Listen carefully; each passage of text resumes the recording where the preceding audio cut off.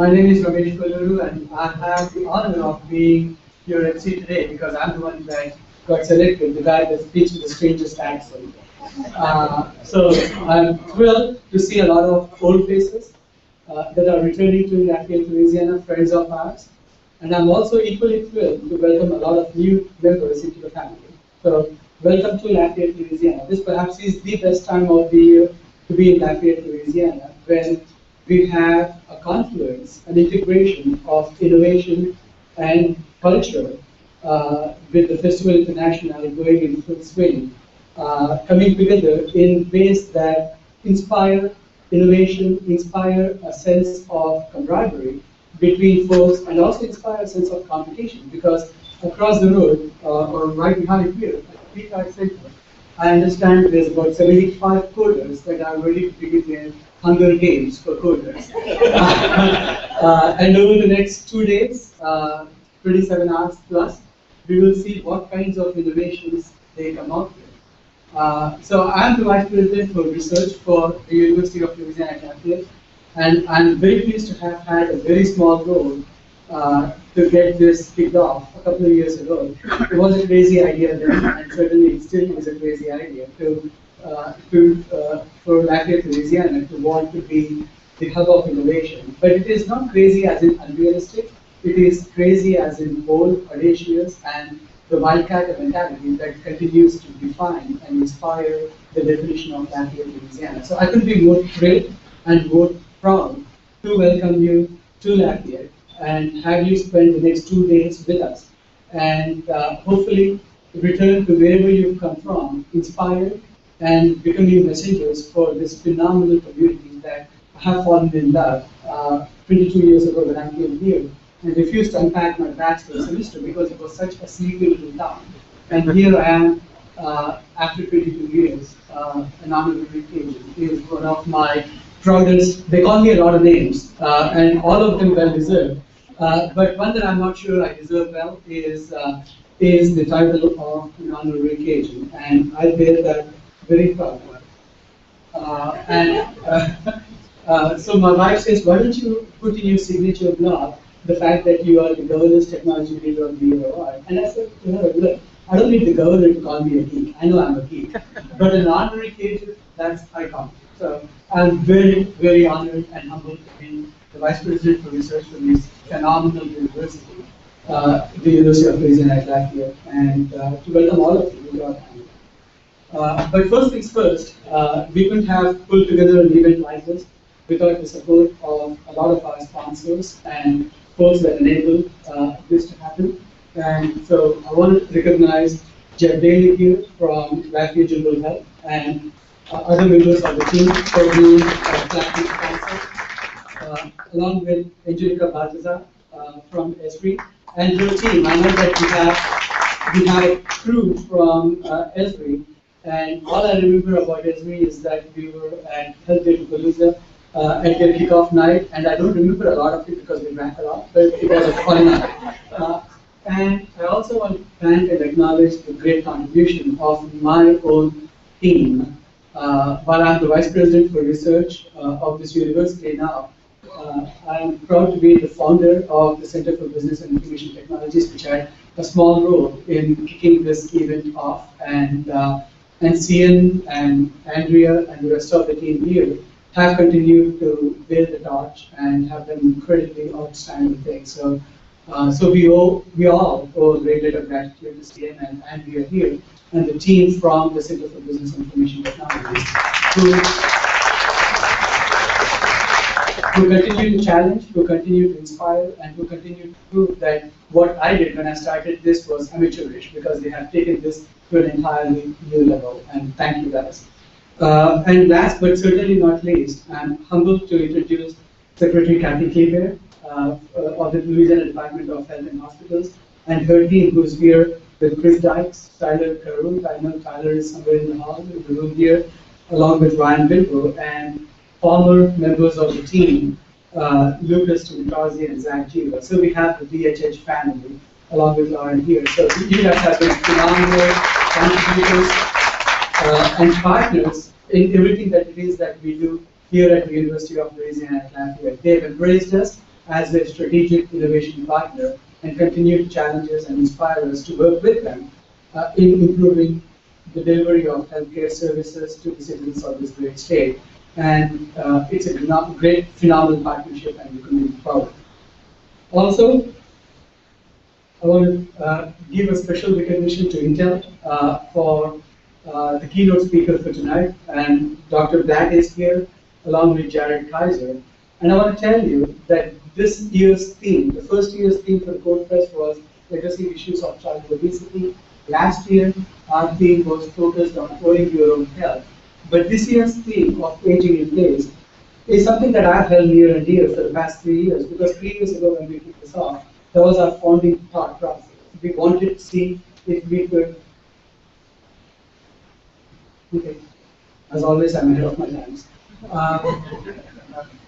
We wanted to see if aging in place could be the theme for our first year's Codacon, and it was inspired by the vision of Intel and Eric Dishman, who speaks so passionately about all things related to aging in place and how we have to embrace a new paradigm in how it is that we deliver healthcare across the nation and beyond. And so this year, I'm very pleased that our theme for the Code Fest is aging in place and Internet of Things. And with all things digital, there's a great opportunity to innovate to provide greater value services. And I'm pleased that Dr. Blatt has joined us, and you'll hear from him, the true experts, just as soon as I get this out of the way. And also Fred Trotter from Dow Journal is here. Thanks, Fred. Our other sponsors are from Cisco, the Louisiana Post and the Louisiana Health Information Exchange, who are our strategic partners, Brian Richmond and crew. Brian, wherever you are, and your team, thank you so much for being part of all of our crazy journeys. We appreciate that. And the guy with the coolest title in the room. I know we have a secretary of the Department of Health and Human Services. We have the Chief Technology Officer for the state, for the nation, for the Health and Human Services. But we'll hear from a guy named Jeff Makowska, who perhaps has the coolest title in the room from AARP. And I won't say what it is. You'll have to hear it from him later. And there's many other folks that are listed here who I will not name individually that have all contributed to bringing this to me this year. And I'm incredibly proud. So, as with all things geeky, I want you to set the social media base. So these are your presence on social media, and I started doing that at 2 this afternoon, and I encourage each of you to share your experiences so that we can turn the attention of the nation as things related to health innovation for the next 27 hours on Lafayette, Louisiana, and what is happening here in our backyard with things from folks that are producing and that will be producing phenomenal inventions, I'm sure, in the next 27 hours. So as it relates to our journey and where we've gotten here, I certainly can tell you that this would not have happened without a chance introduction when Bruce Weinstein was the Secretary of the Louisiana Department of Health.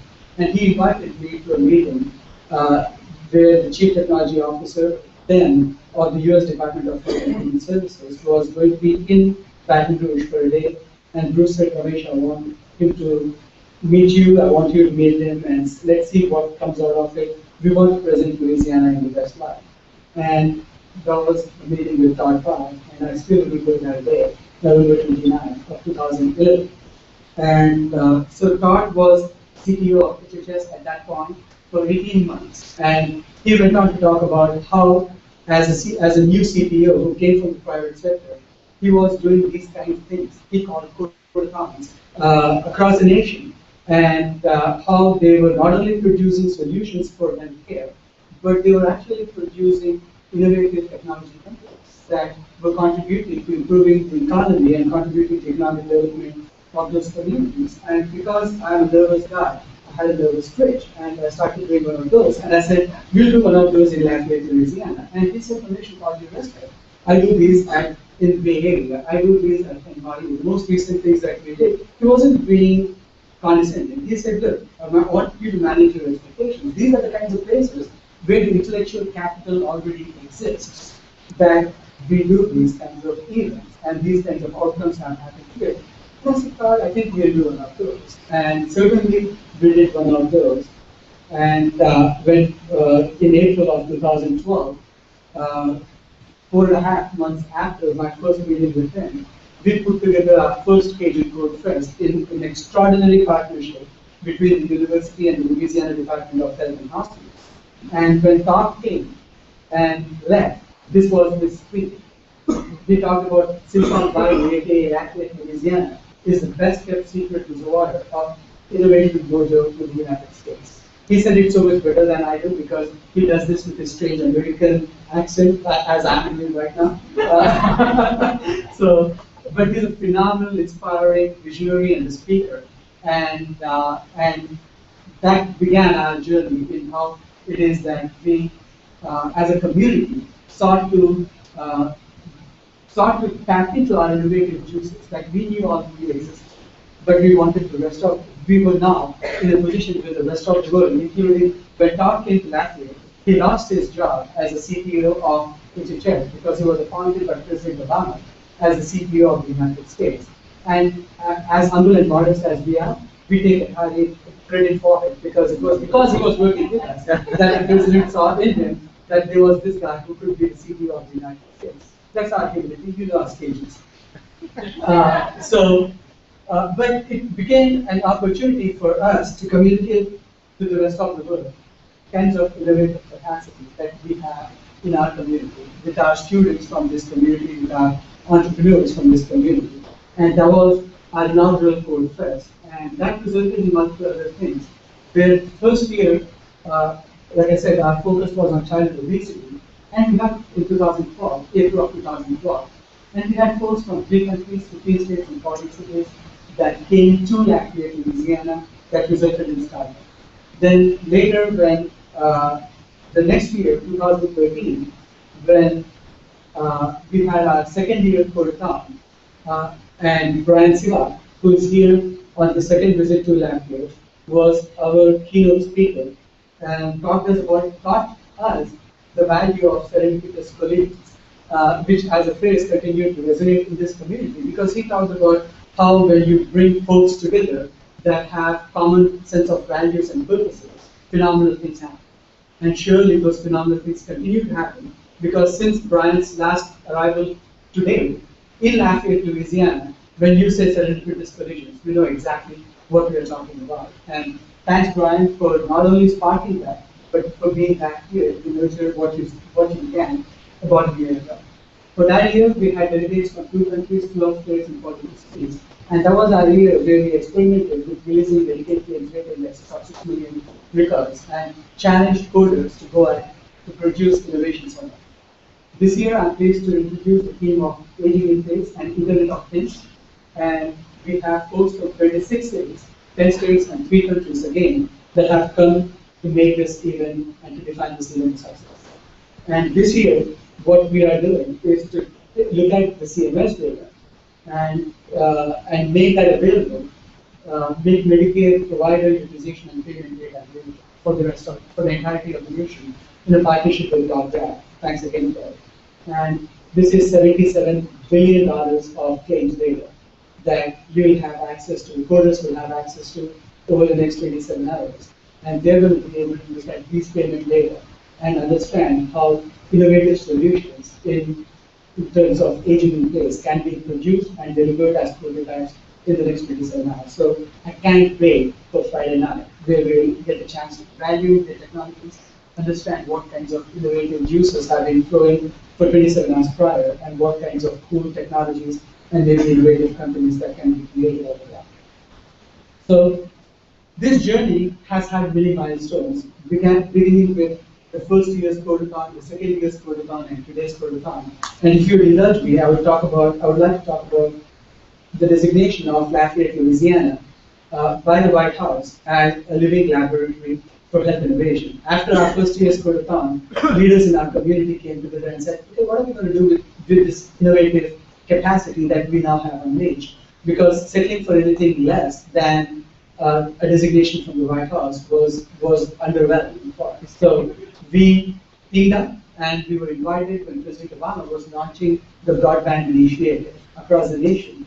A group of us from Lafayette were invited to the White House to talk about what kinds of innovations would be possible across the nation with the implementation of fiber and broadband. And one of the things that we said was that in Lafayette, Louisiana, we want to become the place where the newest and the best ideas in healthcare are tried out, tested out, proven to work or not work. And if they work in Lafayette, Louisiana, because of our partnership with the Louisiana Department of Health and Hospitals, we will bring them to an implementation statewide. And our hypothesis was if it works in Lafayette, Louisiana, and if it works in the state of Louisiana, there is no reason why it should not work anywhere else in the United States, except perhaps Mississippi, because they are number 50 in everything. So it's like we have 49 other states we can implement this in, and certainly if there's anyone here from Mississippi, that's just a joke. And I'm not a good comedian, so. I also want to acknowledge and thank the Innovate event, which the Cajun Corp Fest is a component of Innovate, where for 8 days in Lafayette, Louisiana, we have a series of events that showcase what kinds of innovative things this community is doing. And Chris Alline is here as a co-chair of Innovate, and I applaud and appreciate what you guys do to shine a huge beacon of and a spotlight on Lafayette throughout the year, but especially during this event. And Cajun Corp Fest is very proud to have been recognized as an innovator in our own way. So those are my initial comments, and I appreciate the opportunity to have shared those with you. But with that said, I want to turn the stage over to the real heroes of tonight, who have made this possible in their own way, with their inspiration, with their vision, and with enabling the kinds of things that the real heroes across the hall, 100+ coders that will be enabling a lot of innovation that will involve in that over the next few hours. So first off, I want to invite Jeff Daly, Executive Director of the Lafayette Junior Foundation, to share a few words. I don't know, were you applauding for me or for him? For me. I haven't even said anything yet. I don't know if I deserve an applause yet, but just want to say a couple words of welcome. I'm here representing Lafayette General Health, Acadiana's only community-owned, not-for-profit health system. We've been sponsoring this event for the last 2 years. Last year we were just a hospital. Now we're a 5-hospital system. That growth has been more than just the last 12 months, but it's been an incredible journey, and we're really looking forward to what the future could hold in terms of delivering the best quality of health care to everyone who lives in Acadiana. I personally work for the Lafayette General Foundation. We're a new foundation getting started up specifically geared towards raising risk capital through philanthropy to invest in innovation, like the kinds of things that we're talking about here at this event, as well as investing in the next generation of healthcare IT companies. So whoever ends up building something great here this weekend that wants to bring it to market, I'd love to have a conversation with you. We really are believers that the current paradigm of healthcare cannot stay the status quo for much longer, and that we need to innovate, or we're going to just not be able to continue delivering care the way that we want to. That's why we believe so strongly in events like this, where we can get an opportunity to bring some of the best and brightest of our community together to really get our hands dirty in building something, where we get our community leaders together who may not be able to build the things themselves, but are going to be key towards actually providing leadership to go implement any of these new innovations. And then, of course, to be able to bring all of our great guests from out of town, to bring the best and brightest from around the country, so we can learn from you all and be able to figure out how to take these great ideas and make them a reality here in our community. So that's why we're a big supporter of the event. We're really excited to see what's going to be able to come out of it again this year. We also like to say, we're not just cutting a check to support this. I'm going to come in and get my hands dirty and roll up the sleeves and compete alongside everyone. Because this is just too much fun, so why not? Is the way I see it. So I know Brian's going to be jealous of me because he wanted to compete last year. We're going to get you next year. We're going to get you in there competing. But thank you all for your time. I'm really excited to have you all here, whether you're from the area or whether you're visiting. Either way, you're welcome. You're Cajun, and we can't wait to have some fun with you all. Thanks so much.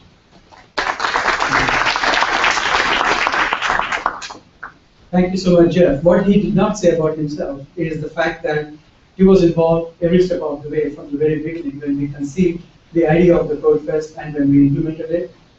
Jeff goes a long way with us in terms of every major initiative that we have undertaken as a university in this area. Jeff has been involved, and I can't thank you enough for your friendship and your vision and the passion that you bring to every journey that you've been on. And the kinds of partnerships that has spawned off. I'm remiss for not recognizing Chancellor Natalie Hyder from South Louisiana Community College. She has been a partner of the university in every major thing that we have done in improving education in the area of healthcare. And there has been a great partnership for this community as we seek to become innovators and producers of workforce, both within our community college system and in the university, to support this engine that we are now having to feed and support with the growth of the healthcare market in the Acadiana region, which now in our region, in our 8-parish region, which used to be defined by its fortunes in the oil and gas industry, healthcare has now become the largest employer in our 8-parish region, and we can support that industry without the university and the community college working in concert, producing that workforce. So, Natalie, you have been a great partner and continue to do phenomenal things with us. Thank you. So, I'm very pleased next to honor another sponsor, Angelica Baltazar from Esri. She also has a cool title, but all I remember, like I said, from her Palooza is she's great fun. Thank you so much. Good evening and welcome. As I said, we really did come in force this year, and we're really excited to be here, not just as sponsors and exhibitors, but we have 3 amazing developers that have come in there across the street over at the other center working with all of the colors, and they were jazzed. All I had to say was Cajun. I didn't even get to finish the sentence. We're there! But the more and more that they've had conversations with Stan and his group, it was really an exciting event for them. And we participate in codathons and hackathons all over the place. But this is just a very focused and interesting topic. And for me especially, I am a social worker by trade, and that's where my heart is. And aging in place, my first professional job ever was helping people to die at home. This is to take a step back and say, how do we help people age in place with dignity and with grace? And so for me to combine my passion with what we do professionally is exciting and it's rewarding, and I'm so happy not only that you're here to participate, but to be a part of whatever exciting outcomes occur at the end of this event. Thank you very much and welcome, and enjoy yourself while you're here.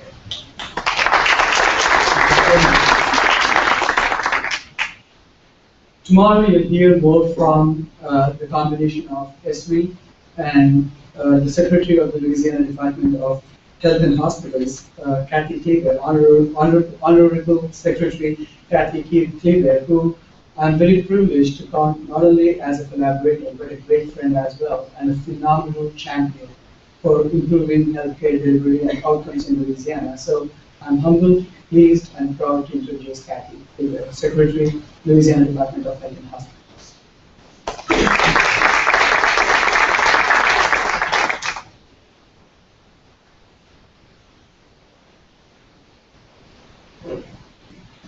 Thank you. I'm thrilled to be here. And many of you know I came here a year ago and told you how little I knew about technology. I still have absolutely no idea what a megabyte or bit or whatever they're called, or a gigabyte or gigabit is.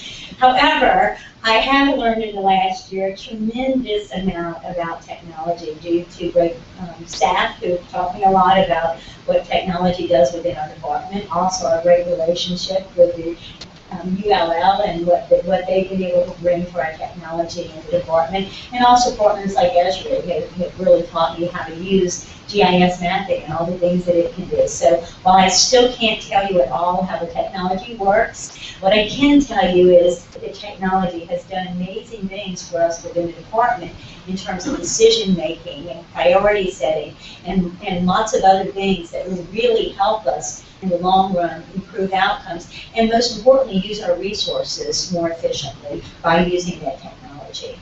So I certainly look forward to the next couple of days in terms of what people can do in terms of aging in place. As Angelica said, I'm a social worker by trade, and the majority of my career has been in working with people with disabilities, people with developmental disabilities, and people who are elderly and who have adult onset disabilities. I spent most of my career trying to keep people out of institutions, transition people out of institutions, closing institutions, so that people can age in place. So there's nothing more exciting to me or more dear and near to my heart than helping to figure out how technology can help people age in place. We know this is a growing demand, of course, not just in Louisiana, but nationwide.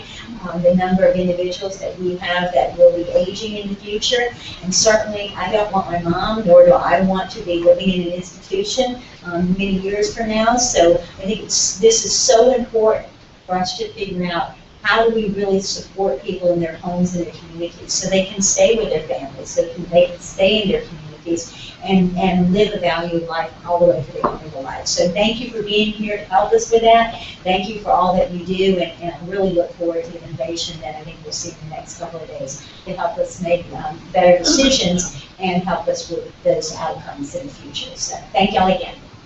Thank you. Next up is a source of great inspiration for us, for almost everyone in this community that does healthcare, that knows healthcare, that wants to have an intersection of innovation and healthcare that produces meaningful outcomes. And like I said a moment ago, he talked to us and about a year ago when he came here into our community about the value of serendipitous collisions, about how when you bring the right people together, great things will happen. And so with that, I'm very pleased to introduce Brian, and as he makes his way here, I also want to share with you that he not only inspired us, but he challenged us. He said, okay, you do these codeathons, but what's and that's a means, but what's your end? What do you want to have accomplished out of it? And he asked us and challenged us to think big. And so that has been our journey for the past year. And I can't tell you what's going to happen on Monday, but I'll ask you to tune in at the end of the day Monday. There's some big things going to happen, and in many ways, that was the inspiration, that challenge that Brian threw at us. And so I can't tell you how pleased I am to introduce my friend and a source of great inspiration, Brian. Thanks. Hey everybody, I will keep this very short as I'm speaking tomorrow for a while, and I don't want to bore anybody. But I want to tell one quick story. So last year, right around this time, I have at home a wife and two little kids. One of whom is now just about 5, and the other one's just about 1.5. So last year, one was just about 4, the other one was about half. And as any of you guys who have kids might know, it's difficult to kind of get away for a day or a few days when you have little kids at home. And so I told my wife that I had to go to this place called Lafayette, Louisiana for 3 days. And she looked at me and she was like, what? Really? And, but she let me go. I came. And when I got back, I pretty much talked nonstop about the stuff that had happened here, the people that I met, a lot of the food that I consumed, the music that I heard, and the amazing, just incredible people that I really didn't expect to encounter, both on the sort of administrative side, but also on the sort of doers, the people that are actually like really getting stuff done. As a result, this year, when it was time for Cajun Code Fest to happen again, it wasn't even really a question. I said, hey, I'm going to Lafayette again. She's like, great, can I come this time? I'm like, well, I'm only going to be there for a day, so next year. But I know, we're working on it. Next year we'll get it. This year is actually also really interesting to me personally from the theme perspective. The interesting thing to me about healthcare, one of the interesting things about healthcare is that every single person on the planet is a consumer of healthcare services. Right? It's the largest market I could possibly think of. And if you look at sort of the subsections of that market, aging is one of those other subsections that literally everybody will deal with in one form or another throughout their lives. Recently, I've watched my parents actually go through this process with their parents, right? My grandmother had Parkinson's and passed away a couple of years ago, but I watched my mother essentially be the caregiver for her mother because her brother and sister were sort of spread across the country. So she was sort of the default. And it was a really tough thing, right? There's so many things that I can think of, technological innovations, cultural changes, etc., that could be brought to bear in that situation that would have made it easier both for my grandmother and for my mother. And now I'm sort of watching the same thing happen with my dad, although he's now the one that's sort of geographically separate, while my aunt is now taking care of my grandmother and my grandfather in Louisville, Kentucky. And, so I actually talked to both of them about this theme of aging in place before I came down here. And, the ideas that they had, they're not even technologists, right? But the ideas that they had from their specific perspectives were mind-blowing, right? So I'm really curious to see what the folks next door come up with this, because the sky's the limit, and it's one of those things that if we can bring just a fraction of the creative energy of this country, of this area of Lafayette, to bear on, the solutions will be incredibly meaningful and incredibly powerful. So I will stop there. I'll talk a whole bunch more about a bunch of stuff tomorrow, mostly related to data and how fun data is. One other quick thing I just want to say, you guys have a national treasure area here. I go around the country quite a bit, and I meet a lot of people from a lot of different places, and there are very few people, if any, that can match the enthusiasm of the match, and just the spirit and the drive that he brings to this area, to this event, to this entire thing. So I just want to give that. Anyway, thank you guys very much. I look forward to talking to all of you guys.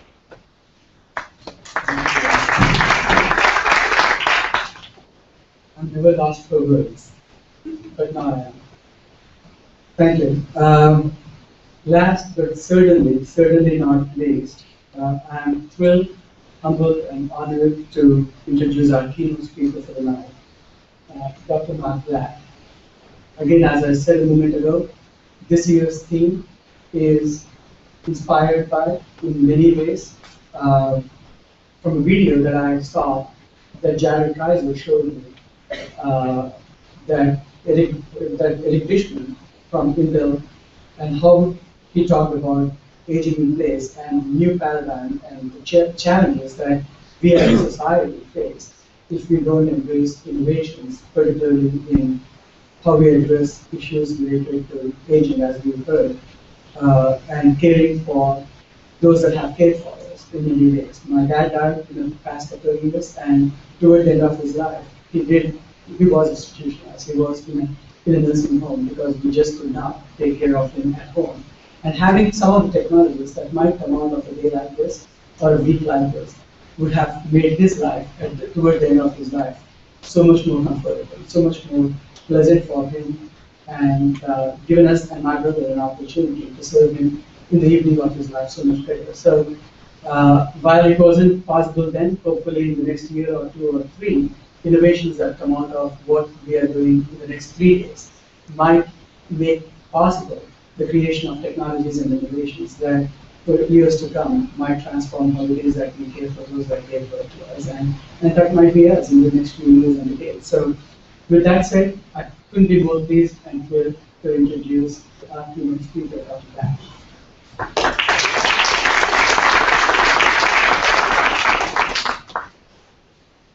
Thank you very much. I think so. Yep. Well, thank you very much for allowing me to come talk to you.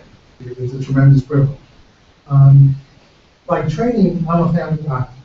And some of you wonder, what the chip what the heck's a family doctor working in Intel?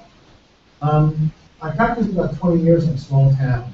And somewhere in the mid-90s, I drank telemedicine Kool-Aid and became convinced that telemedicine was going to change the world.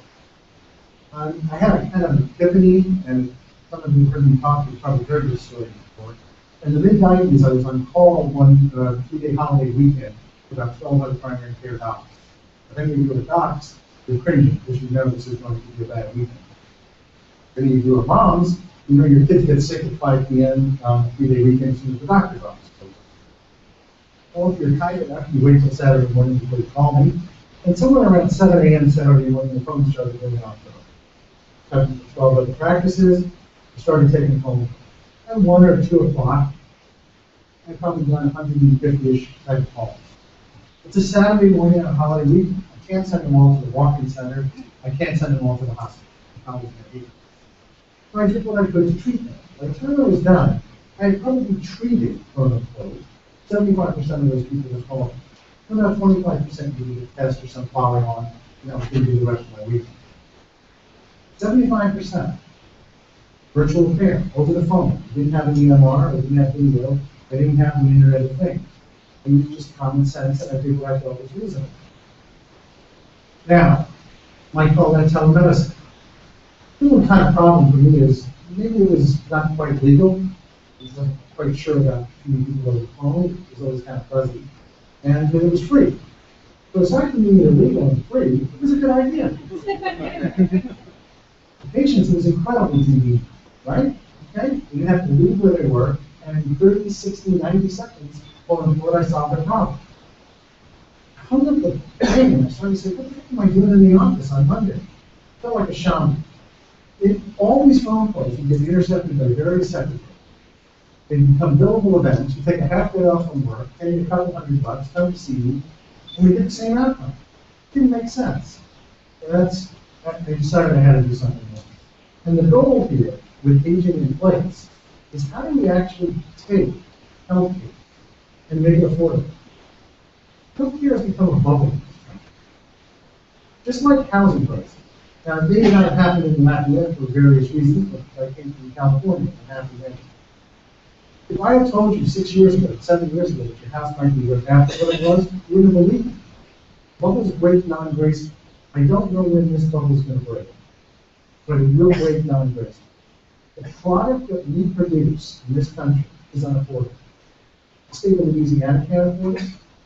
No state can afford it. The federal government can't afford it. My company can't afford it. So something has to give. Go back to my Saturday morning. I took care of more people in 6 hours than I do in a week face to face. And I did it for free. All right, so let's use that as kind of a background. I want to talk a little bit about value-based care and the move there. Very briefly, we know what's happening. I want to talk about collaboration and evidence there is any for collaboration. Because if you're going to age in place, we need to figure out how to collaborate. For the most part, doctors, anyone in the healthcare team works alone. There are 2 people who say they were socialists. You guys don't. You didn't collaborate with anyone. You did your own thing in kind of a shadow system that ran parallel to the healthcare system, which is why it never really kind of scaled. But when doctors tried to do home care or home care organizations came up, it was the same thing. So we've got to figure out how to collaborate. You also have to figure out how to give power back to citizens to manage their own healthcare. And I'll show you some interesting evidence that happens when we give them power to manage their own. Talk a little bit about the sensors and the Internet of Things, and I'll give you a call to action. This is the evidence of a bubble break. Small private doctor practices are now the #1 consumer of small businesses in this country. They can't keep their practices going. Fees are being cut, their costs are rising. The business model of sitting in your office and waiting for sick people to show up is not sustainable. It's already breaking. Okay? So here's one way you can start to imagine, how do I start to think about collaboration? I hear from people all the time, I can't start to collaborate because I just need the service. I need to get volume, I need to get people through my office. So here's some CPT codes that came about recently, 29495 and 496. Any of you guys practitioners who actually use these codes? Really, 1 person. Cool. That's about the response I tend to get, but usually it's 0. Round there's 1 person who knows. So these are collaboration codes that CMS put forward, HHS actually pays for as of last January. And it starts virtual non-face-to-face services. This is to avoid readmissions to the hospital. Okay, we know about the penalties for readmission, but these codes came into practice where if you actually do something meaningful with the Medicare beneficiary within 2 days of discharge, 48 hours, you contact them by phone, video conference, any way you actually interact with them. Non-face-to-face is okay, and then see them within 14 or 7 days of discharge. What Medicare's going to pay you? $230 if you do it within 7 days. That's more than $99213 for a year's worth of visits. If you're not actually sitting there and saying, how do I start to proactively reach out to patients, collaborate with them in the healthcare system, work with the community nurse, the home care providers, to avoid the readmission? You're passing up the biggest amount of money CMS is going to pay you right now. So that's the area we get for the both worlds. The world that's coming and the world that's here still today, future service.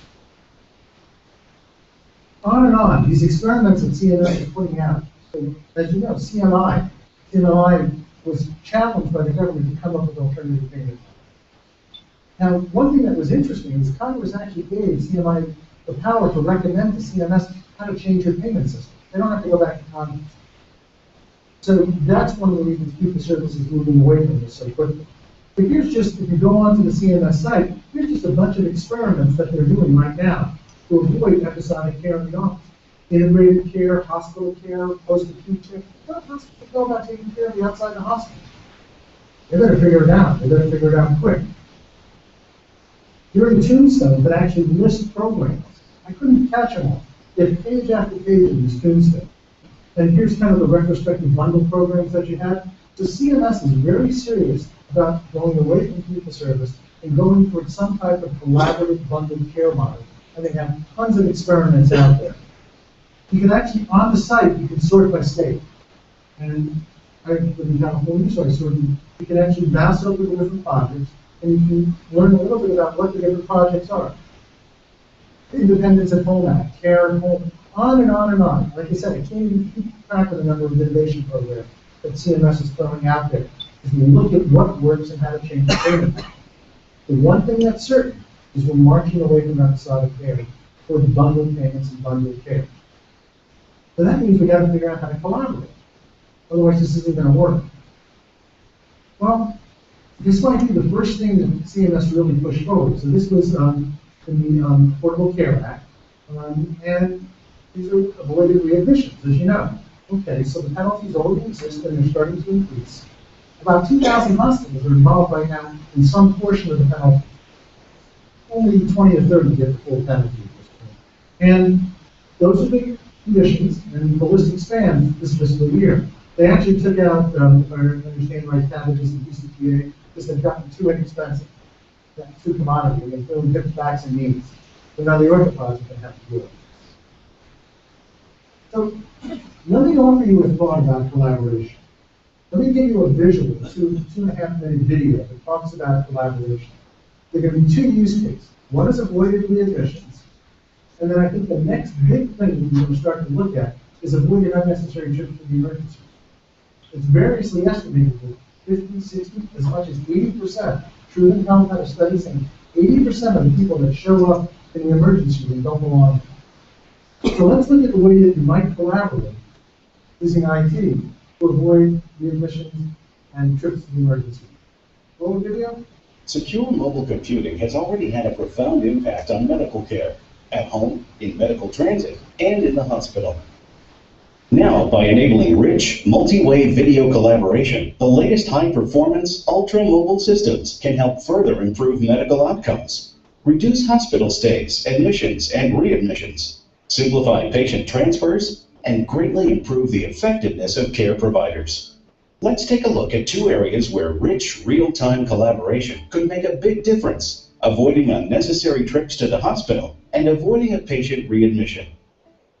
Imagine a boy who was recently treated for pneumonia begins having an asthma attack. His mother calls for an ambulance. Using an Ultrabook, the EMT immediately places a call to the child's physician, enabling her to see the child via video. While the doctor begins pulling up the boy's meds list, she asks the EMT to have the child breathe into a spirometer, the results of which are also streamed to the doctor's Ultrabook in real time. The doctor determines the attack isn't severe and realizes one of the child's meds may need to be adjusted.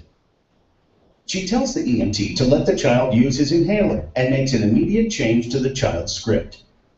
She then asks the EMT to monitor the patient for 20 minutes, repeat the tests, and call her back. In this instance, real-time video collaboration and concurrent streaming of medical data delivered far greater insight into the patient's condition in far less time, avoiding a potentially unnecessary and costly ER trip and subsequent hospital admission. Now imagine an elderly patient being discharged with an acute condition after a brief hospital stay. To ensure optimal at-home treatment and put the patient at ease, the discharge nurse sets up a video conference with the woman's nurse practitioner, her son, and the home care nurse assigned to her case.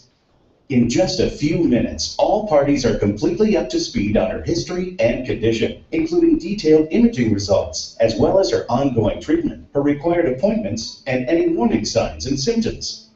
The result? The patient, her family, and clinicians are much more comfortable with her returning home. In this case, real-time video collaboration and multimedia data sharing greatly. Thanks. So what you see there is two technologies that really were not available to us 3 years ago. Streaming telemetry, streaming medical data, and inexpensive quality video conferencing. That is allowing this concept of aging in place, or care virtualization. It's what I did on Saturday morning, but now it's on steroids. I'm getting real-time data, real-time information, and I can treat a patient wherever they are, and make it convenient for that patient wherever they are. That is the difference. So think about as you start to do the coding. What can I do with real-time streaming telemetry, real-time streaming medical information, to wherever the clinician is, not just the doctor, the nurse, the community health worker, whoever is going to absorb the information, and real-time communication. That's powerful. That's something I couldn't do before. You saw an example there of sign out. If any of you are clinicians in the hospital, you sign out at the end of shift. Nurses sign out to each other. Who do you sign out to at the time of discharge? Nobody. You give the patient a whole bunch of papers, information, good luck, take care, don't let the door hit you. It's amazing that we only get 20% 30-day readmission with that type of philosophy. I used to sign out to the taxi driver. Could you help us to slip up the stairs? We can do better than that. So what if a nurse in a doctor's office or a nurse in a hospital did real-time 90-second sign-out? Now, once we give out real-time synchronous communication, it's going to interrupt workflow. And I get a lot of pushback from that. I don't want to be interrupted. Let's go back to the book. Your current workflow has produced the most expensive, inaccessible healthcare system on the planet. So maybe I don't want IT to invade your workflow. Maybe I want to do something or try something different. So maybe occasionally being interrupted with urgent messages is the right answer. So synchronous communication and streaming telemetry. Let's not even call it telemedicine. We'll just call it care virtualization. You know, with client, service, this is care virtualization. We're bringing care to cyberspace. All right, is there any evidence that this makes any difference, or is it just a video and a hallucination? Any of you guys familiar with the concept around patient-centered medical home? About a quarter of the audience. Cool. Now, this is NCQA guidelines. NCQA is a quasi-government organization. Dr. Clancy puts out these guidelines for patient-centered medical home. It's in 9 domains. This is the 2011 criteria. She came out about 3 weeks ago with the new criteria. I just haven't had a chance to make slides.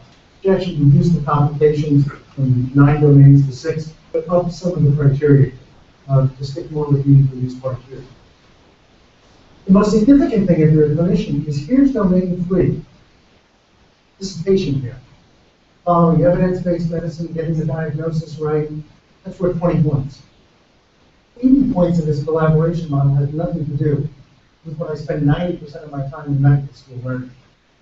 So we now have a little bit of a mismatch between the education system and what we're expecting our clinicians to be able to do. I want to have 24/7 access to the patient, to educate the patient, to use electronic prescribing, test tracking, referral tracking, to empower patients to take care of themselves and so. Wow, that's not my job. My job is to sit in the office and wait for sick people. Nah, that was yesterday's business model. The business model in practice is proactively reaching out, empowering and educating patients is what the patient-centered home is about. Correct. If I do the patient-centered home, do I get anything out of it? No. I need a comprehensive team approach. I need comprehensive data. I need data exchange. And I need data to go anywhere the patient or the clinician is. If I go do that, here's a report from the American Academy of Family Physicians. If I don't have a patient-centered home and I get episodic care, if I don't have coordination, over a long period of time, almost a decade, about 21% of my population at some point wind up in the emergency. If I do collaborate, And I do have a patient-centered home, and the usual source of care, about 4%. You want to fund your deficit? Let's change the delta here, and let's get the 21% that are not going to ED. Let's get them down to 4. That alone can make a huge difference in what you all do. But that requires collaboration. That requires adopting patient-centered medicine. Any other evidence? Well, here's a study in California now with critically ill patients, not acute, but critically ill chronic patients, life-threatening disease. Half were assigned to routine care, half were assigned to patient-centered care. Look what happened. 40% drop in admissions in patient cases. What if I went to the head of Lafayette General and I said, I got a great plan. I can empty 40% of your dead days of care, 30% of your ED visits, and 30% of your clinic visits. Would they freak out or say, this is great, let's do it? We're really getting schizophrenic about this because this is disruption. This is the definition of disruption. I'm going to take the existing infrastructure and almost obsolete. Half the owner providers of care in this country are going to go out of business because of this. We're way overbedded. We're way over capacity. I can treat in place. I can keep people out of the hospital following existing principles. Now I'm going to add the Internet of Things and information. I'm going to change my Saturday morning and make it scalable. Geisinger, President Obama loves to talk about. Why? Well, one of the reasons is they're a level 3 patient-centered medical home. They started out like Lafayette General, a local one hospital in the middle of rural western Pennsylvania. They're now a wide system and extremely innovative. 40% reduction in aid admissions, but only 7% in cost. Maybe because they're a payer provider or they're shifting. But again, the concept's there. I don't need to put people in the hospital. I can avoid admissions, readmissions, and even doctor's office visits with these principles.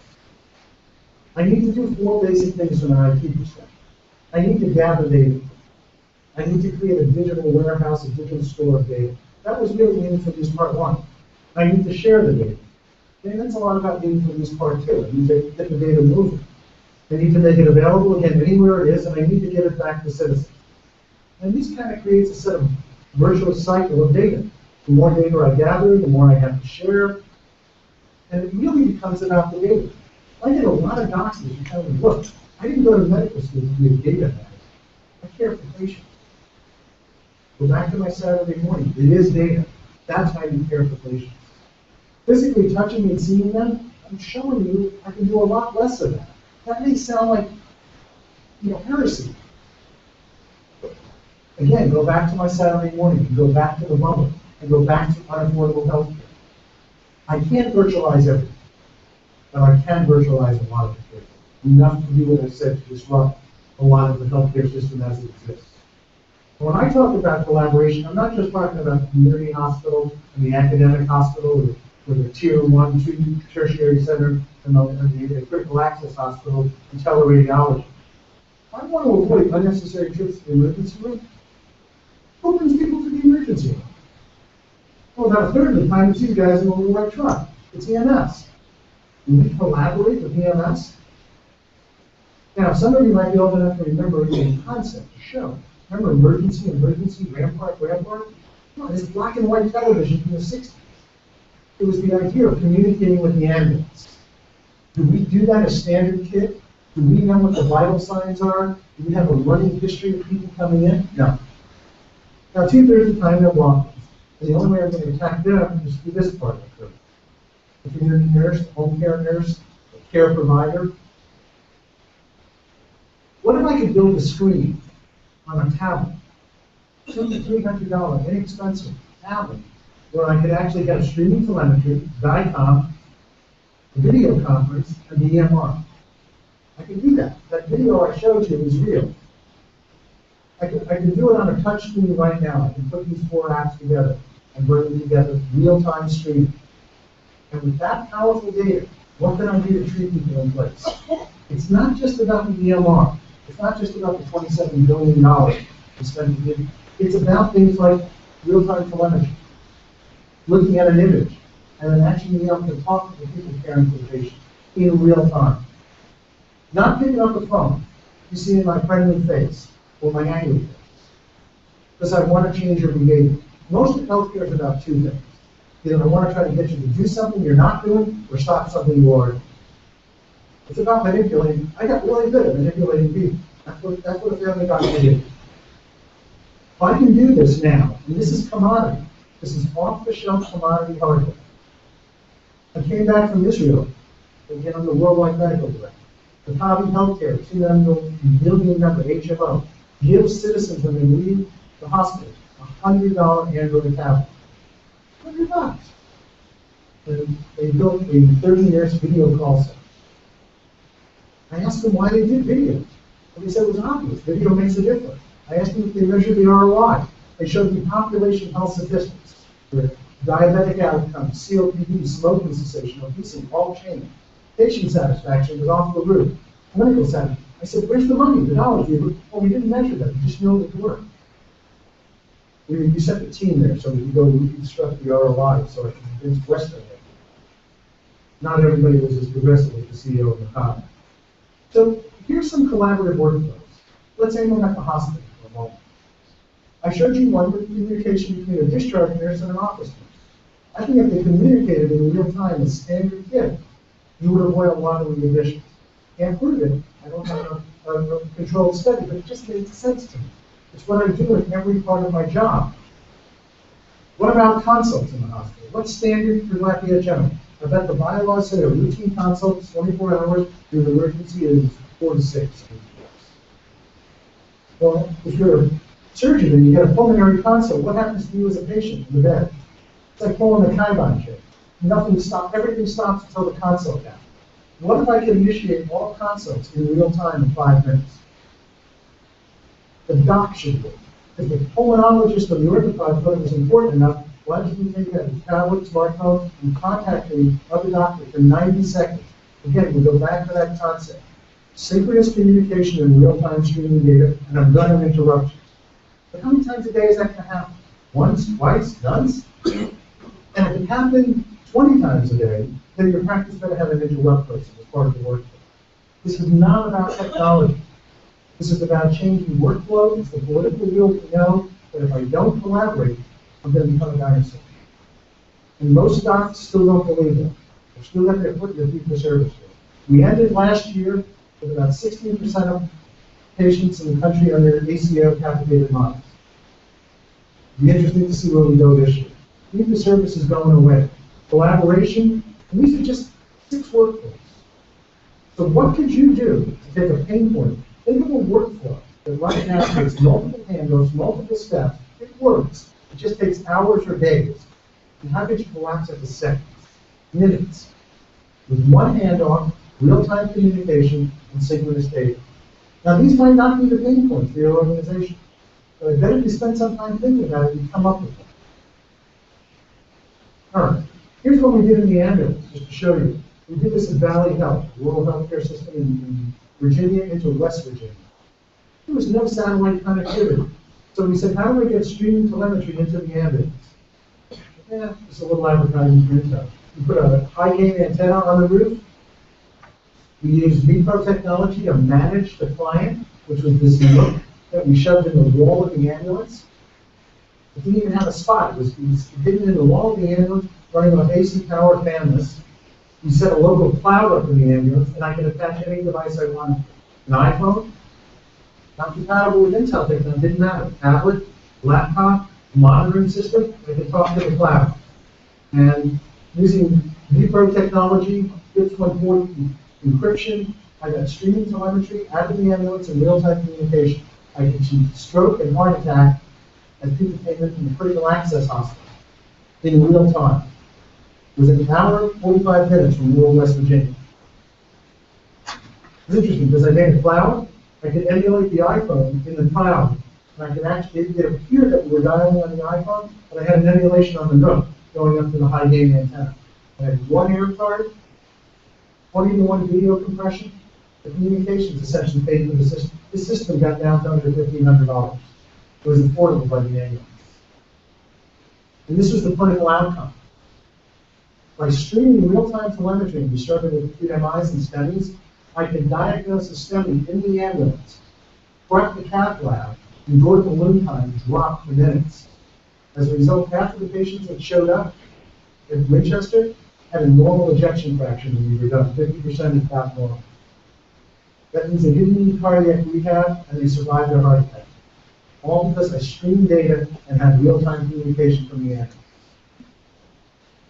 All right, so hopefully it's just some evidence that collaborative workflows make a huge difference. Not a little, not 3 or 4%, 30, 40% improvements. All right. I'm going to talk very quickly about compute model. The compute model for delivering this stuff actually matters. The data type that I'm trying to stream matters. If I'm streaming text, it's one thing. If I'm streaming images, it's another. Certain things don't work well if I stream it out of the cloud. I can do video conferencing out of the cloud. But if I run a voice application on the client, I'll get a better response. So here's different compute models for virtual containers, terminal services. This turns out to be one of the better ways of building virtual containers, how to get data to a client device from the cloud. Now that may sound like TikTok when people aren't here, but let me make it simple. Ever heard of Netflix? Yeah, you heard of Netflix. How do they give you a movie on any device you want? Your TV, the Blu-ray player, your phone, your iPad, your PC. They put a client on there, they put a container. And as soon as you have a Netflix icon, that's a container. And they stream to that container. They don't run every movie in a video, in real time. They're streaming bits of the movie to you and re-executing on your client device. That actually turns out to be the most efficient way for delivering multimedia complex data. So when I did that demo that I just showed you, okay, I ran the video conferencing app local, I streamed the telemetry out of the cloud, and did multimedia redirect to execute it on the client, and then used simple VDI, the text-based data that was coming out of the EMR, and mixed 3 compute models to deliver that service to the client. All right, enough technology. Let's talk about collaborative workflows for patients. If I give data to patients, if I empower patients, does it do any good? Well, let's go back to HRQ again. What are the reasons for readmissions? Well, one of the more common ones is non-communication at discharge. They give you a feeling for how a nurse and a doc, or nurse and a nurse might communicate. But also unknown lab values, not having lab values available at the time of discharge. What happens? They often get lost to follow. Okay, so you're talking about Todd Park. Todd actually observed that lab values that get lost cause serious problems. The American Lab Association estimated that 7%, 1 in 15 tests, are never reported to patients. So your mammography was abnormal, you filed it away. Next year when you go for your next one, you go, oh, I guess we forgot to tell you about that one. 1 in 15 tests. The concept, basically one of the ways to avoid this is why don't we give lab tests directly to patients? What other commodity do you purchase that you have to pay for? I'll sue you if you don't pay me, and you're not allowed to see. Lab data. That's crazy. So CMS, working with ONC, proposed a change in the CLIA regulation to give lab data to patients. We started this 3 years ago. We got a little sidetracked with NDA. I'm happy to report about 6 weeks ago, the law passed. It's a federal regulation now, and an override state regulation. Citizens have a right to their lab data. You got to give it to them. You don't have to wait for the doctor. They put a 30-day delay clause in there for the labs. I'm talking to companies like LabCorp and Quest. They're not going to give 30 days. They're going to give it to you as soon as it's available. Your hospital might choose to wait up to 30 days. But this gives an air cover that I can deliver the result directly to you. Do you want to know your lab test? All right, let's go further. What about the notes in the doctor's chart? What good could come from reading the note? Oh my God, the patient's not going to understand. I call them obese. And, I call them angry. Oh my God, they're going to get upset. They're going to jump off the roof. They're going to freak out. All right, let's study it. Is there any evidence? A little journal called Annals of Internal Medicine about a year ago. They took doctors, patients from Beth Israel, Seattle, and Ken Dyson. And they said, we're going to show them the note, the raw note that's in the chart. So at the end of the visit, they sent them a URL so they could look up the note. Halfway between the visit, they sent them a reminder, and just before the follow-up, they sent them a third reminder. Half the patients accessed the note. Yeah, about 5% of them got upset, confused, and worried. 80% felt empowered, became involved in their health care. Whatever you do in your code, whatever app you make, if you can get people involved in their health care, that's critical. Here, just by opening the note and having people read the note, They saw a 70% improvement in medical costs. I'm not talking about RFID dissolving cold cans. Nothing happened. Bill Biles said, this was free. This had zero cost. This is a workflow change. Open the chart to the patient and let them see what you said. Now, why did that happen? They didn't speculate in the article. I don't know, maybe Dr. Blatt wrote a note saying, I don't know, you're an obese, hypertensive, non-compliant diabetic, and high risk for heart disease, and you're going to die. Schedule for stress tests. And you read it, and you're, oh my God.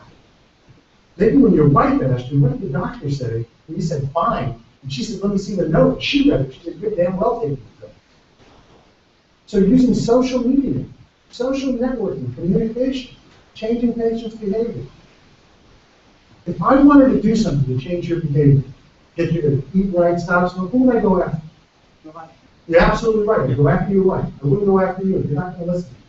And if the wife didn't work, I go after your kids. And if the kids didn't work, I go after your brothers, sisters, and your family. I called it SOS. Spouses, offspring, and siblings. That's what I went after. Okay? This is proof that that made sense to me. Okay? So as you think about coding, how do you use social media? How am I going to use Facebook, Twitter? Whatever network you want, actually empower citizens to collaborate with your permission. Every time you do something, I might send it to your network. So the network helps to remind you to change your behavior and improves outcome and compliance. It's all possible. We don't carry smartphones. We all have access now. That's what's made the last few years different. All right, let's look at Kaiser for a minute. The reason I'm picking Kaiser is they're one of the first organizations to take advantage of meaningful use and adopt an EMR. So they adopted an EMR system-wide, and in 2004 they developed a patient portal, and they exposed all the records to the citizen as much as they could. They started this in Hawaii, and particularly in Hawaii because it's difficult to see a doctor. You've got to get on boats and planes to go to from the Big Island to Oahu. So Hawaii was a good place to experiment. It was only about 4% of the network. But look what happened when they opened up the portal. Office visits started to be not just a little bit, a fair amount. And things like scheduled television by Saturday morning started to become systematized. And not just with primary care doctors, but with specialties as well. At the end of 2007, article in Health Affairs, 30% of Kaiser Hawaii's visits were now non-face-to-face. They were virtual visits. They were care virtualization, using mostly structured phone calls, but you had video conferencing and chat and IM creeping in.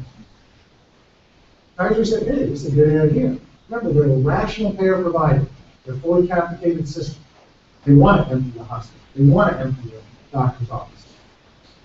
So, follow up 2 months ago, Health Affairs 2014, February issue, great issue on connected care. Okay? Look at what patients want to do with the portal. They want to refill their, come on, I can do almost everything on the net. Did I got to call a doctor's office and put on hold? That's a deterrent to almost anything I need to do.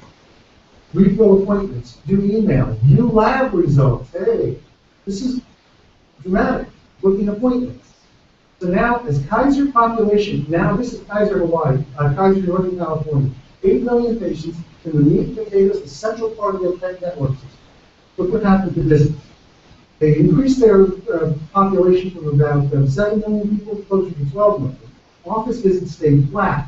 In virtual visits are now almost the same as face-to-face visits.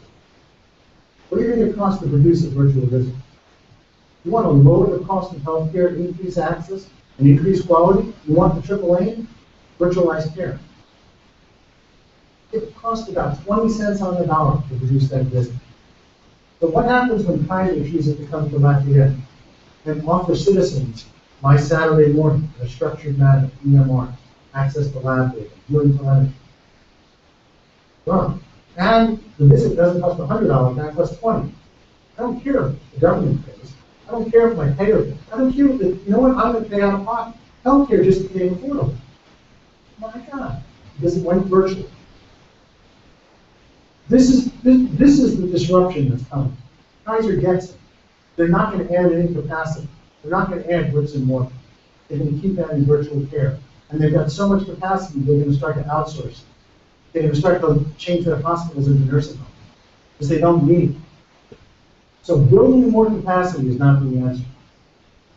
Taking advantage of your fiber to home and your wonderful IT infrastructure you built here, and changing workflow, that's hard. Changing the culture is really hard. The IT, that's there. Now, unlike when I did this in the 90s, telemedicine is now legal pretty much everywhere. Including here. Well, okay, it's reimbursed, and telemedicine visits or virtual care visits are going through the roof.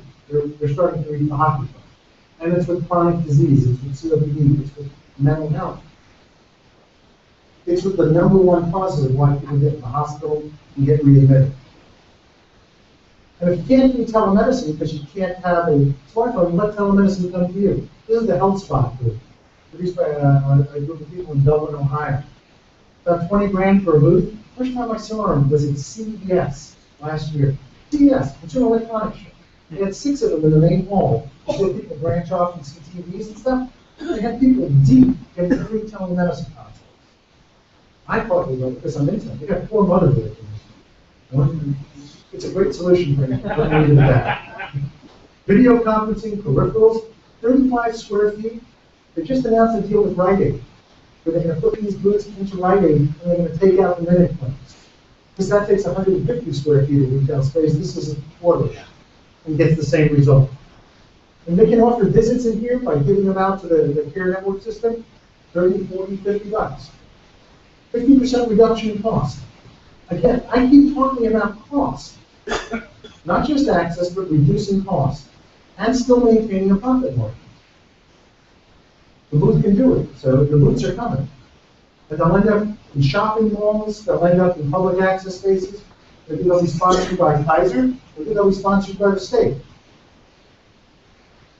And here for fun, let's talk about structure. A lot of things in healthcare are fairly well structured. In admission, and review is one of the first things they teach you. Discharge instructions, like I showed, for nurses. So Boston Medical Center said, what if we created an avatar?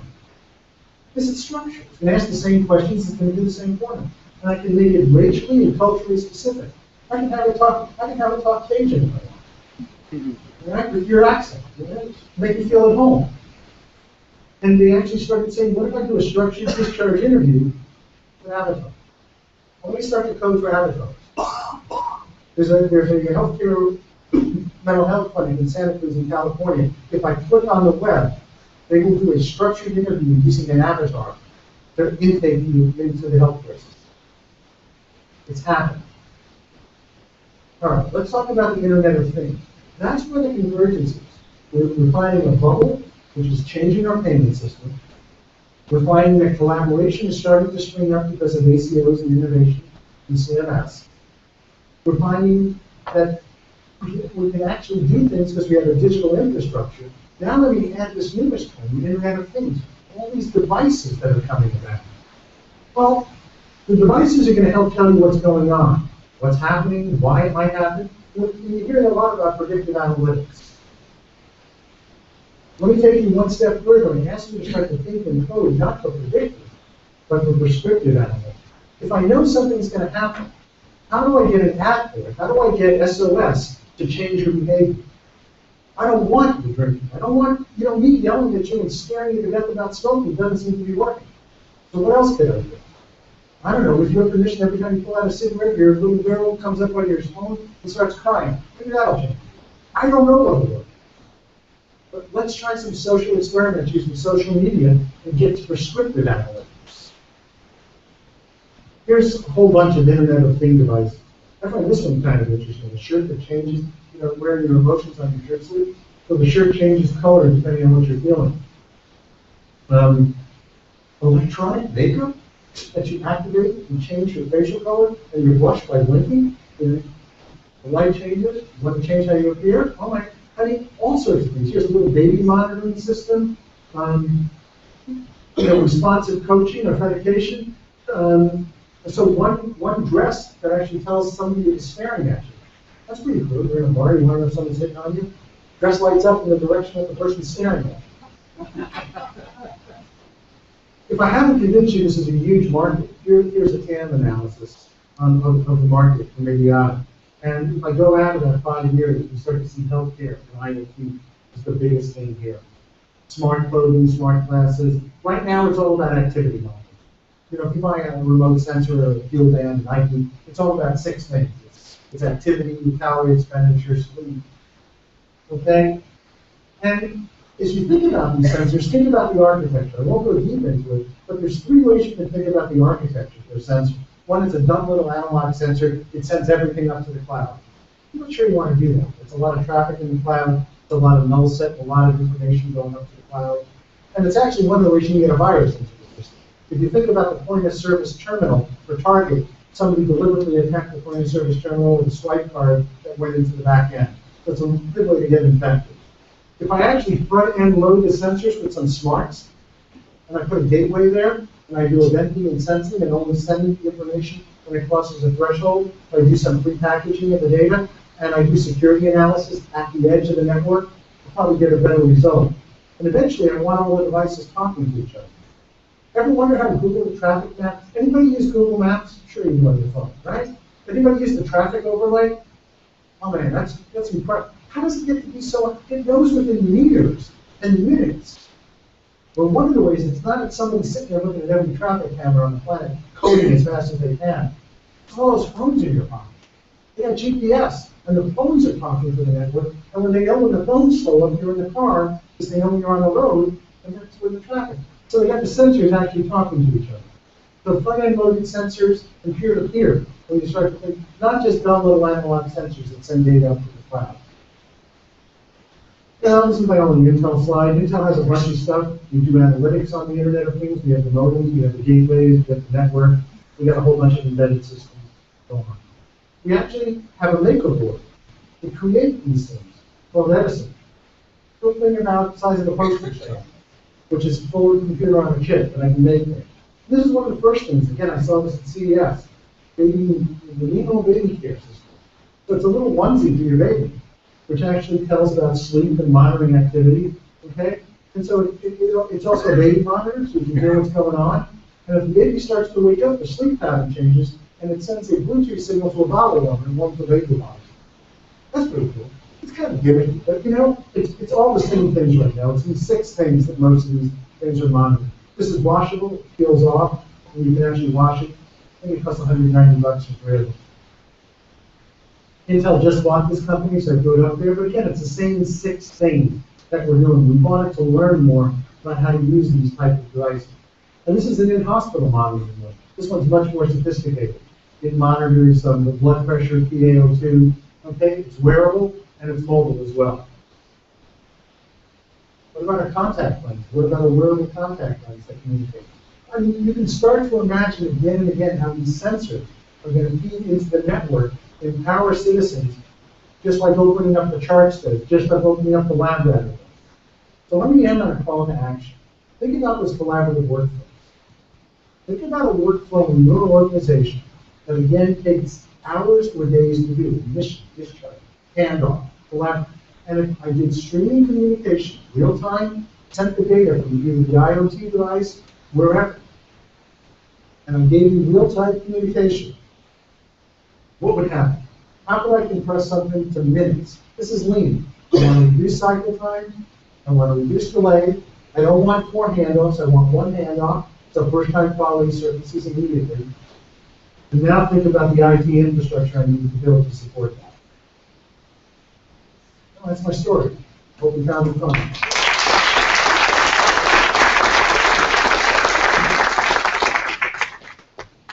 You want me to take any questions? Yeah, please. Anybody? Sure. One thing I see about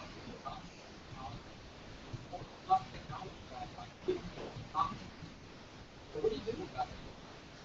Well, I think CMS is starting. We're changing the payment systems. We're getting to the point that they don't collaborate, they're going to go out of business. Or we've seen they're screaming and yelling. I mean, Sustainable Growth Rate wants to cut their pay 20.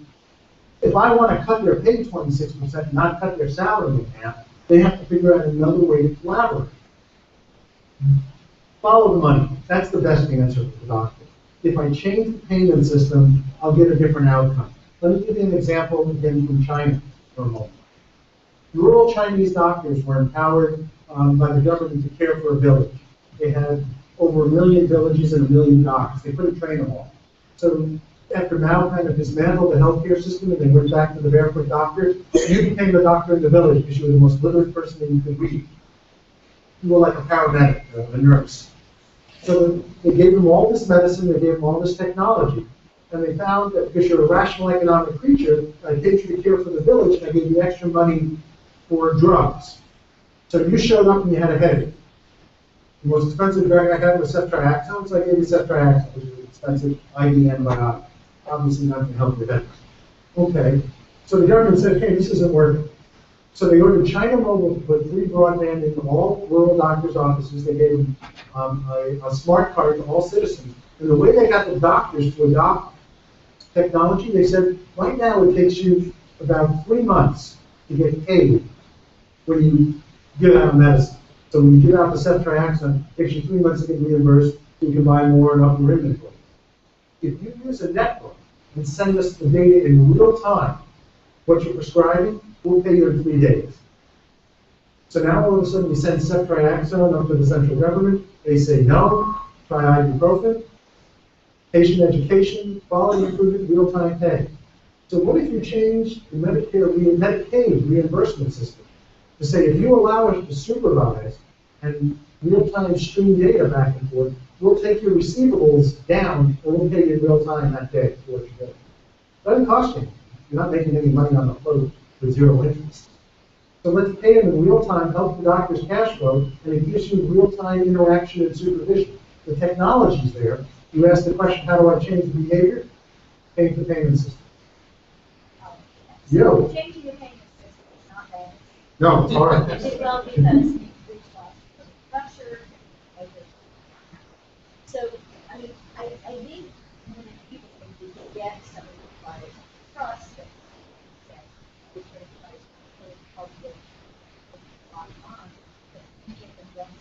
what if you offer them a choice? Dr. Blatt, could you please repeat the I'm question? just saying, changing it, she's pointing out the obvious fact that changing the status quo is hard. There's a lot of, if you thought when Eisenhower warned about the military-industrial complex, it's nothing compared to the healthcare industry. Getting that organization to change and agree to change, which is why CMS got empowered to change the payment system without going back to Congress, because it would never work. They will just change it when they find a model that works. So what if you offer them a choice? What if you turn to your Medicaid doctor and say, look, you can keep doing what you're doing, but if you want to accept oversight and supervision, we'll pay you in real time. Your choice. Pick. I think they start to be rational creatures and start to pick. I'm not saying that's the right model. I'm just saying thinking like that is the right approach. Well, again, I'll go back to that CMS. Honestly, go look at the experiments on the CMS page. I showed you one. I could have gotten 5 more pages of tombstones in there to bore you. There's at least 100. I mean, you could probably talk right to all the experiments that are going on right now with HHS and CMS. I mean, it's phenomenal. This is a time for innovation. Something is going to give, something's going to work. And you can actually start to look at things as the Secretary of State and learn what HHS is. Please. So, actually, I have a suggestion. Brian? Yeah. Hello. I have a suggestion. So the technology is not that complicated, right? The tech exists. You're absolutely right. It's culture. It's part of the problem. But another thing that happens when you talk to doctors, say, imagine a world where all of this data is available in real time. You can tell, when somebody gets in an ambulance, exactly what their vitals are before they get to the hospital. So you're ready to go. The first thing that a doctor does is that they don't have the time or the bandwidth to ingest all of that information in real time before patients get there because they're busy seeing other patients, right? So one of the things that has really kind of stuck in the forefront of my head for the last couple of years is that we have a ton of data, but what we don't have is good analysis, good filters, good notifications, right? So Intel, sure, you want to sell lots of things with chips. But you could sell more things with chips if you invested in analysis, right? And you spent a lot of time thinking about what to do with the data and how to make that data actionable and useful in a real-time situation while doctors are, literally up to here with patients. So just a thought. I had 45 minutes and I didn't go into big data. I would have sidetracked myself and I could have gone for an hour on big data, but I completely agree with you. In fact, at some point as we start to see big data systems, there's a whole bunch now on CAD, computer system diagnosis for the radiologist, because they're probably the most digital at this point. I can show you CAD programs that now have the power to outdo any radiologist. So I'm going to start to have doctors do things that are not automated, and I'm going to start to move automation into those systems. But remember my Saturday morning, by interacting with people in 30 to 60 seconds, because I had an incentive to do it, because I didn't want to send them all to the hospital, I was able to do things and diagnose and treat people, not in, literally in minutes. If I had an avatar doing the intake, and then I read the intake in a structured manner about the data, if I had red, green, and yellow, and decision support system, to your whole point, I can turn the doctor into a knowledge worker. And that's what a lot of people get. No, they want Marcus Welby. They want the hands-on, hugging, and the one at a time, one person sick. I actually told the American Academy family, because I'm a family doc. In fact, Marcus is why I became a doc. I told them, Marcus is dead, get over it. It's time to move on. They got really mad at me. I probably have to figure out another way to get the message in. But you're spot on. You can't work hard. You have to work smarter. But let's start to imagine a workflow for doctors. Let's give them tools, IP, so that they can treat 300 patients a day. I don't want them treating 30. I want a 10x. If I raise a toll from, I don't know, $5 to 10, it's annoying. You'll still figure out how to do it. If I raise the toll to $50, you're going to figure out something else. You're not going to go down that path. If I want to go from 30 patients a day to 50, I could probably do it with the same broken system I have using IT and automation. If I want to go to 300, I fundamentally have to do it. I have to say 200 of these patients I'm looking at monitor data. My first two at the Kaiser docs, those virtual visits, they're all salary docs. They get about 2 to 3 hours a day to do virtual care. To look at the patient's list, to return information to the patient, to do IM chat. We're paying them for that. If the only thing I'm paying the doc for is face-to-face visits, it won't work. But I can do I take a board exam every 7 years to be recertified. Give me 6 hours, and give me 600 questions. I can actually make 600 cognitive decisions in 6 hours. Let's give them that, instead of saying you got to see people physically. Following up on that question, if you did have all the resources in the cloud to do data analysis, when your telemedicine doctor takes a call from an elderly patient, what are the 3 questions that would be most valuable that are difficult to get through conversation? It's just 3 questions that you could immediately have the answer to. Tell me your meds, tell me what's wrong with you, and let me know what your vitals are. The patients can't give me. One of the things that used to terrify me the most is mothers who called me up in the middle of the night and told me their kid had a fever and was vomiting. The most likely thing was the kid had gastro. I lived in Connecticut. It was often bad weather, snowing, and you had another kid, I didn't want to put you in a car and send you to the hospital. What if I missed one appendicitis? I hate myself. Symptoms are exactly the same. So when I used to actually tell the parents too, I said, give the kid your favorite bride, whatever it is, get being parents. Offer them whatever you can see to get them out of bed and make them hop. If you can make them hop, I figured they didn't have an acute appetite. Okay, right now I've got haptic gloves. They're a little expensive, they're still $2,000, $3,000. Gamers are using them, right, on systems to touch. Haptic glove, the price is going to go down dramatically. Okay, being able to have web-controlled device. What about okay, so we have independent devices right now that I can, as a citizen, do on my own. Pulse ox, I saw a $60 pulse oximeter at CVS that plugs into a phone, $60. If you had a kid with an asthma attack, and I knew his PaO2 was above or below 90, I would give you very different advice about what to do. As a mother, I can really assure you, it's okay, the kid sounds horrible, but he's safe. Let's do this and this before we send him to the hospital. I have real objective data. Now, one of the things that's interesting is sometimes these devices get too hard to manage by an individual citizen. But what about using web services and remote control? So there's a company now using a handheld ultrasound device to screen cataract patients in India. Most cataract surgery in India is done remotely. Cataracts are the #1 cause of blindness in the world. You can't bring the citizens in remote parts of India into all the big cities, so they do them remotely. They found they were losing about 8% of patients to unexpected cardiac complications. So they started using handheld ultrasound to look at the heart pre-op to see if they needed to come into the city or they were low risk to do it remotely. But they couldn't get operators. So this really cool company called Saffron developed technology where they lay you down on a gurney, and it's a joystick. And the ultrasonographer is remote and is controlling the handheld ultrasound. I mean, start to use web services that actually take the tools that are too complex for the citizen to use and hand it over to the remote paraprofessional. Lots of innovation in these things.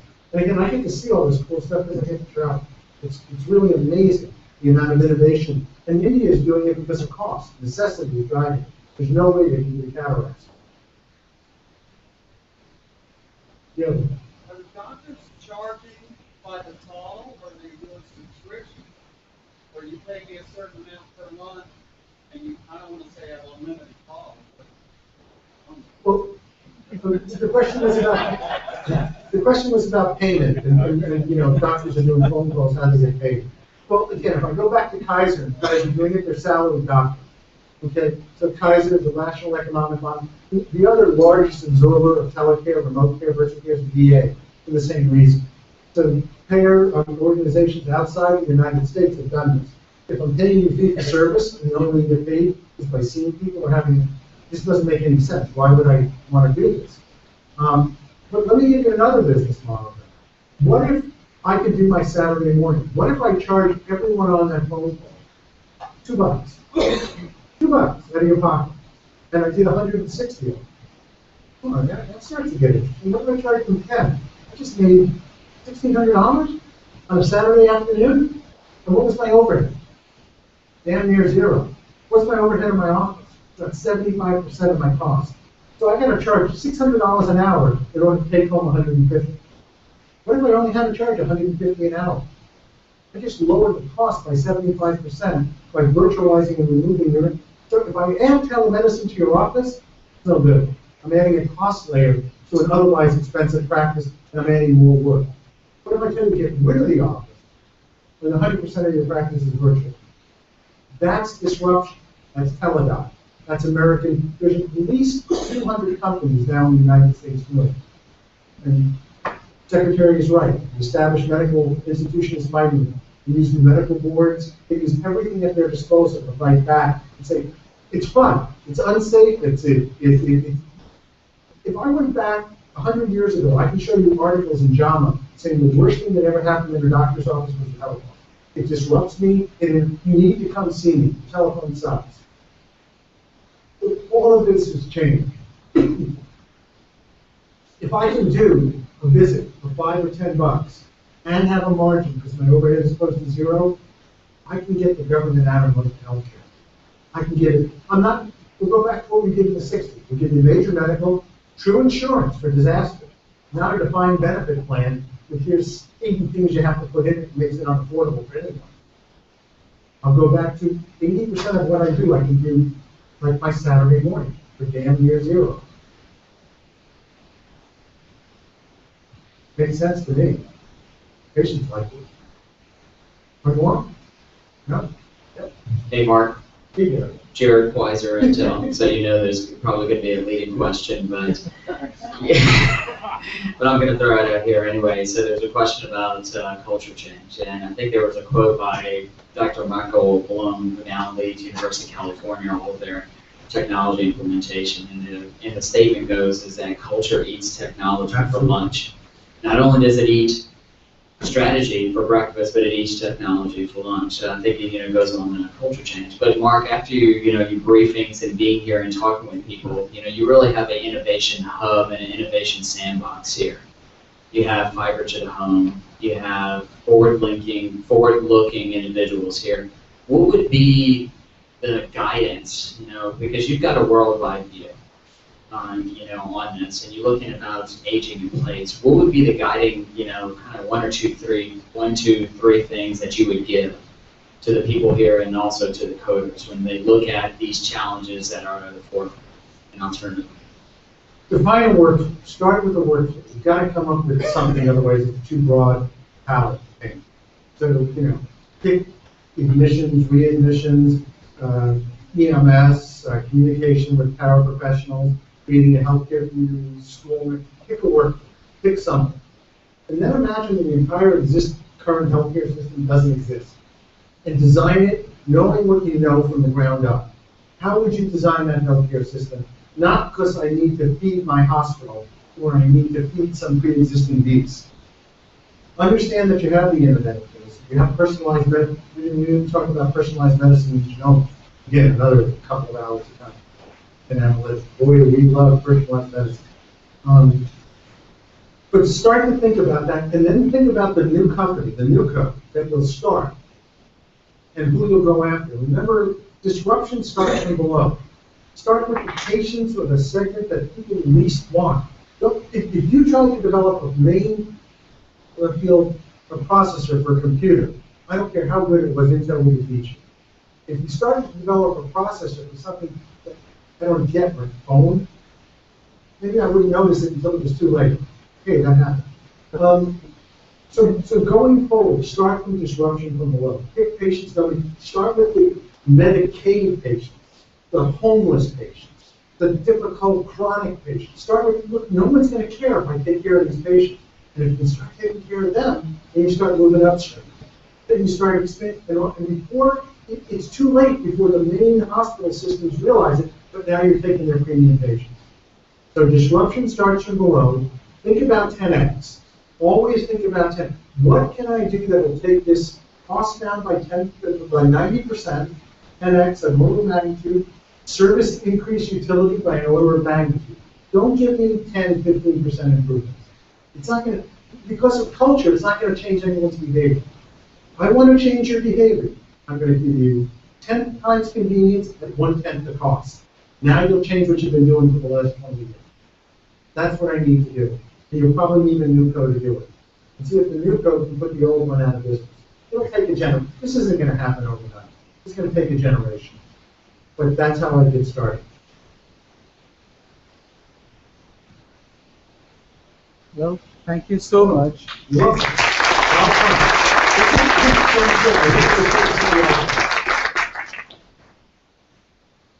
Well, Dr. Blatt, that was extraordinarily inspiring. Thank you so much. We heard some new words, new phrases that I was making notes of, a note of. Care virtualization. I think that's the way to go. You talked to us about asynchronous collaboration, though the doctors may not be very pleased with that, but that's a change in behavior that you spoke of. You've had dinner at my house because we are doing SOS right now, so my oatmeal is waiting for me right now. And you talked about moving from predictive analytics to prescriptive analytics. And one of the aspects that I did not talk about when I began my introductory comments at the university is the designation of UL Active by the National Science Foundation as the nation's only NSF Center of Excellence in the area of big data. So I do wish that we spent that 1 hour talking about big data. And I do hope that we will have an opportunity to talk about big data as we visit going forward with you and Jared.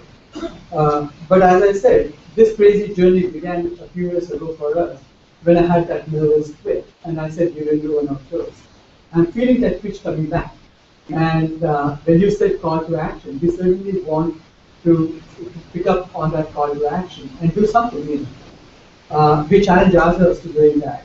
But I also want to challenge you here tonight to stay engaged with us as I work with you and leaders of this community, work with you and Jared in defining exactly what that instruction is going to be that will define and chart the path for our next year and see what it is that we can do between now and Cajun Corp 4.0, where we can talk about that meaningful moving of the needle that we have done. So thank you so much for that inspiration. Thank you so much for paving the way. And we hope to certainly have a success story to report by the time 4.0 goes here in the next 1 year. So with that, I have a couple of more notes that I want to leave you with.